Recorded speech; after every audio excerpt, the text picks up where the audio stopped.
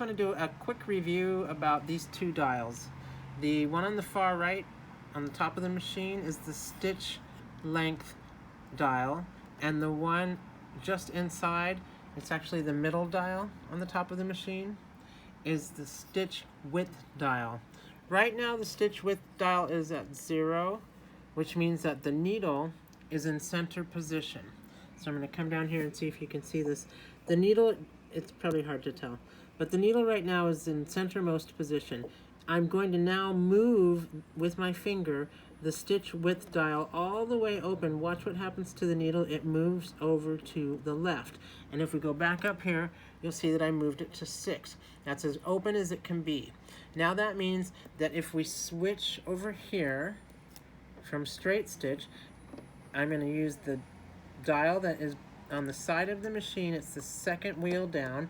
I'm going to pull it towards me, and now it's ready to do a zigzag.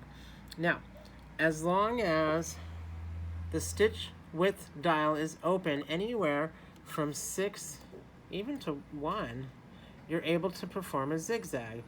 If you ask the machine to do a zigzag, but you have not opened the stitch width over here, the machine is only going to give you a straight stitch. So just want you to be mindful of that and maybe practice with that a little bit.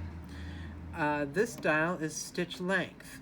This dial can either give you a very, very small stitch or a big stitch, and I want you to practice with that as well. And I'll show you as I'm sewing what those stitches look like. It's easier to show you than to just keep talking about it.